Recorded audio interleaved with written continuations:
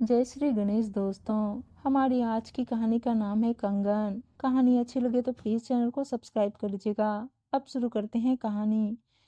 आज संगीता जी के बेटे मनोज का नए घर में गृह प्रवेश है। खूब रौनक है, हवन चल रहा है। संगीता जी का बेटा मनोज और बहू कविता हवन में बैठे हैं और संगीता जी हवन के बाद होने वाले ब्राह्मणों के भोजन की तैयारी देख रही हैं। तभी गुस्से से पैर पटकती पूर्वा वहां पहुंची और बोली, माँ एक बार कमरे में चलिए, मुझे आपसे जरूरी बात करनी है। संगीता जी ने कहा, अभी बहुत काम है पूर्वा, थोड़ी देर में आती हूँ। लेकिन पूर्वा उनकी बात को अनसुना कर हाथ पकड़कर खींचते हुए बोली, मैंने कहा ना जरूरी काम है। संगीता जी कमरे की ओर चल पड़ी। देखा तो वहां पूर्वा का सूटकेस तैयार पड़ा था। उनके जाते ही पूर्वा ने कहा, माँ मैं मेरे घर वापस जा रही हूँ, बता देना भाई भाभी को। संगीता जी ने पूछा, लेकिन बात क्या है वो तो बता। पूर्वा ने हाथ घुमाते हुए कहा, जैसे आपको पता ही नहीं। मैंने गृह प्रवेश पर सोने के कंगन मांगे थे भाई से और उन्होंने ये कहकर मना कर दिया कि सारा पैसा घर बनाने में लग गया, अभी हाथ में पैसा नहीं है। और अब वो भाभी के पुराने झुमके देकर अपना पीछा छुड़ाना चाहते हैं। मैं कह देती हूँ माँ, मुझे तो कंगन ही चाहिए, नहीं तो मैं भी घर चली जाती हूँ। फिर उसने रुआंसी होते हुए कहा, पापा होते तो क्या मेरी इच्छा पूरी नहीं करते? आप तो भैया भाभी को कुछ नहीं कहती। संगीता जी ने पूर्वा का हाथ पकड़कर अपने पास बैठाते हुए कहा, कैसी बच्चों जैसी बात कर रही है? तुझे तो पता है तेरे पापा का सपना था ये घर, लेकिन वो तो बीच में ही हमें छोड़कर चले गए। उनकी बीमारी पर पानी की तरह पैसा बहाया पर कोई फायदा नहीं। फिर भी मनोज ने अपनी सारी जमा पूंजी लगाकर एक एक चीज तेरे पापा की पसंद की बनवाई है।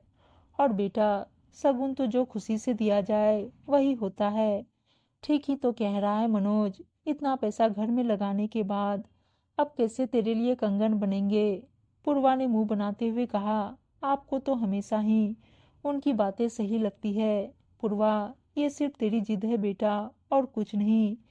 तुझे तो वो झुमके कितने पसंद थे, शादी से पहले कितने ही फंक्शन पर तूने पहने हैं। तो अब क्या हो गया? और मेरा हाल भी तुझसे छिपा नहीं। जो भी था, तुम दोनों की पढ़ाई और शादी में लग गया। लेकिन पूर्वा अभी भी गुस्से में थी। तो ठीक है, मैं जा रही हूँ, जहाँ मेरा मान सम्मान नहीं, मुझे वहां नहीं रुकना।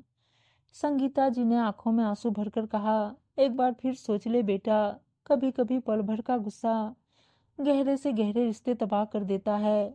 आज तो अगर इस तरह चली गई तो हमेशा के लिए अपने भाई भाभी की नजरों में सम्मान खो देगी। और तू मनोज और कविता की नीयत पर शक कर रही है।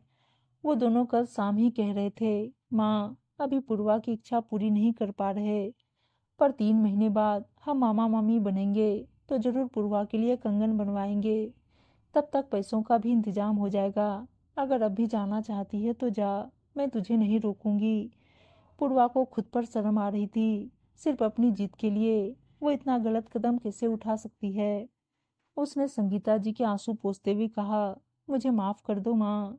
हमेशा पापा और भैया ने मेरी सही गलत सारी जीत पूरी की, और इसी जीत के कारण मैं रिश्तों की अहमियत भी भूल गई।